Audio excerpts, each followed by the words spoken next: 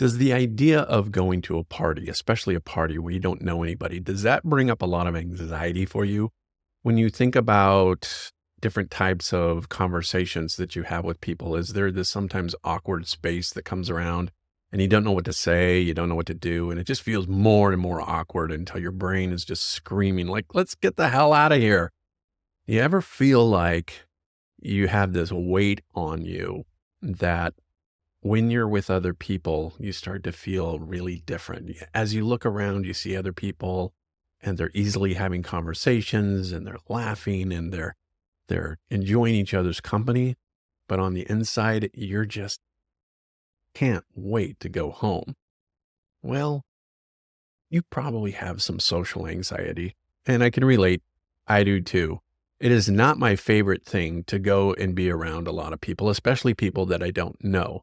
But I've had to learn some skills of how I can overcome that social anxiety so that I can show up and interact and pretty good at it. I mean, it's still not my favorite thing to do, but I can do it now. And if that's something you're interested in learning some of those skills, then stay tuned because that's what we're going to talk about today. But before we do that, please remember, like, subscribe, and share. It really helps the algorithm. It only takes you a second, and you'll have my undying gratitude and appreciation. So let's dive in. Social anxiety. Social anxiety. What is it? How do you manage it? And how do you get to a point where you're not feeling like the king of awkwardness when you get around other people? So how do you get over this social anxiety? Well, you don't get over it. In fact, part of the thing about social anxiety is that it's a very, very normal thing to feel. We all have this sense. It's a primal emotional impulse that when we see someone that we don't know exactly if they're a friend or if they're a foe. There's an assumption when we first meet somebody that they are an enemy. This comes from that primal impulse for us to just protect ourselves. Back 10,000 years ago out on the Serengeti, when we were tribal people, if we ran into somebody that wasn't from our tribe, we didn't know if they were going to cut our heads off and shrink our heads down to the size of an apple or not. So we've developed ways in which we can get signals from other people to decide whether or not they're safe. One of those signals is eye contact and smiling. If somebody smiles at you, there's a sense of like, oh, okay, this person is safe. And if they create eye contact with you and not a creepy way, then it's also a feeling that they're safe. This is where body language comes into play. If I am closed off like this and protecting myself, well, I'm indicating to the other people that I am afraid. If I'm more open and I put my shoulders back a little bit, drop my arms down to my side, and I have a position of confidence, well, that indicates to the other people that I'm also safe. Now, the good news is by knowing these things, when we get into social situations, we can know that other people are feeling the same thing that we're feeling. And so we can open ourselves up. We can slow down our talk. We can smile. We can make eye contact. And when we do that, it indicates to the other person that we're safe. And when they feel safe, then they feel like they can share with us. And when they feel like they can share with us, then I feel like I can share with them. And that's essentially what socialization is. It's simply learning to share information, learning to care, learning to be able to understand if the other person is safe. Because if they are safe and we can cooperate together, then that gives us a better chance of survival if there's a bear out there trying to chase us.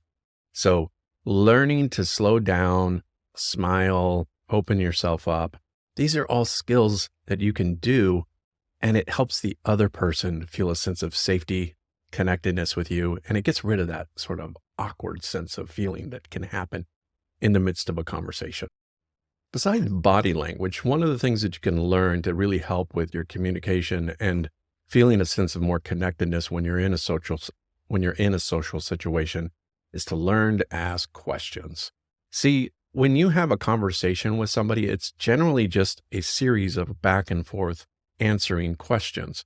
And if you come with closed-ended questions, and a closed-ended question is a question that just requires a yes or no answer, then you're not going to have a stimulating conversation. So if you say to somebody, how are you doing? That's a closed-ended conversation. That's a closed-ended question. They're going to just say, oh, I'm fine.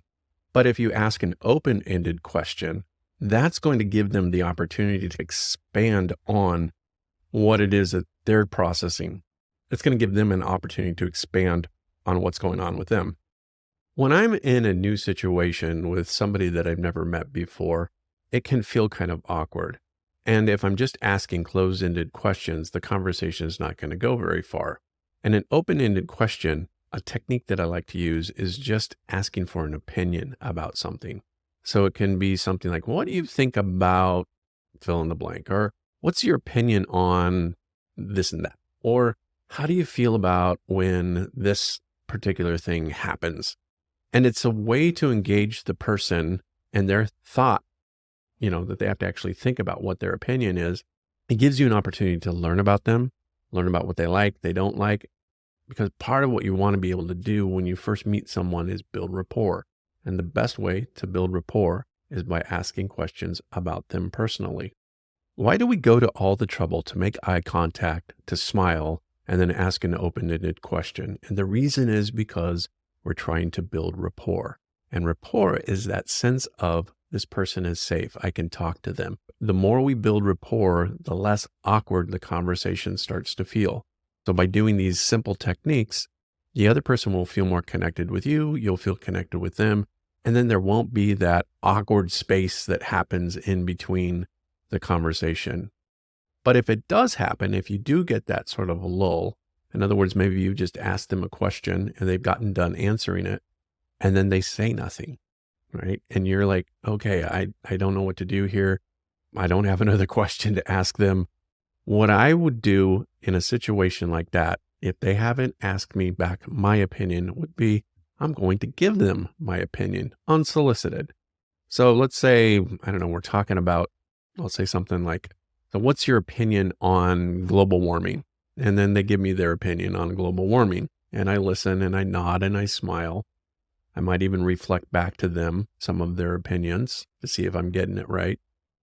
And then once they're done answering that question, there's a lull because maybe they don't have good social skills to know that they're supposed to ask you a question next. What I do in a situation like this is if I've just asked them an open-ended question and they've answered and they haven't asked me my opinion or asked me another question, what I will do is I will simply unsolicitedly give them my opinion about the thing that I just asked them about. And it's a really quick and easy way to get that back and forth thing going. I ask an open-ended question, they answer, and then I also answer my own question for them. Let's say now you're getting ready to go to this party and you've psyched yourself up. You've got a list of open-ended questions. You've got your teeth brushed so you can smile brightly and you're ready to make eye contact. When you get there, what do you do next?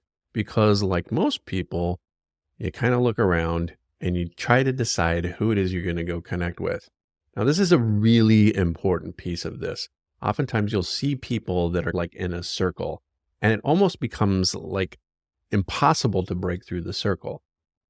How do you, when there's a bunch of these little circles going on, enter into one of these conversations? What you want to do is simply go up and stand and listen. And eventually the group will kind of like widen a little bit and you'll start to be able to be included in that group. Now, generally speaking, when there's a group like this, there's just one or two people maybe having the conversation and the rest are kind of standing around acting as if they're just observers. And this is completely fine. This is a great way to get your feet wet. Just walk in and become an observer. But there's also some things that I like to do and a couple of different kind of people and personalities that I tend to be drawn to. And this is the people that I enter into the room and I look around and I look for these two people. The one type of person is the person who can't shut up. They just talk and talk and talk and talk and talk. You don't even have to work very hard to get them to talk. And then you just simply listen and nod and smile and maybe ask a question here and there. My son-in-law, his dad is this way. We went over to dinner there a couple of nights ago and I sat next to his dad and his dad wasn't saying anything. He was silent. And I just said, "What's new?" And again, open-ended conversation because they can't just say yes or no. They have to think, oh, what is new? What's going on? What's going on in my life? And then this guy, he just blah, blah, blah, blah. And like for the next 15 minutes, he was just talking, talking, talking, talking, talking. And that's his defense mechanism. But it makes me feel good because then I could just sit here and listen. And as an introvert, I don't have to do much work. And that really helps me. The second type of person I'll look for is somebody who's just like me. They're introverted, and so they're off to the side, and maybe they're hanging out and nursing their drink, and you can just tell that they feel a little bit awkward about being there. So if I go up and I engage them and they feel safe with me, their awkwardness is going to start to go away, and it really becomes like a gift that I'm giving to somebody else.